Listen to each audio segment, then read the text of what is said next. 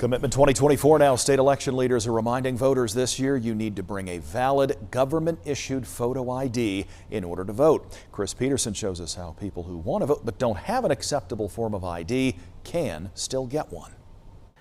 For folks who want to get out and vote but don't have a valid government photo ID, don't worry, the Board of Elections has a solution.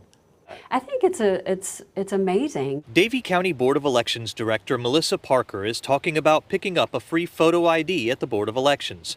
Registered voters can visit their county's Board of Elections office and have one made. We have had voters who have surrendered their driver's license due to medical reasons. Maybe they had seizures, or maybe they had a DWI early when they were young. This gives them an opportunity to have a voter ID that they can use to vote. Parker says they even have events at places like the Senior Center to make getting an ID more convenient. A lot of seniors are concerned because their driver's license may have expired, but as long as it expired after they were 65, they can still use it.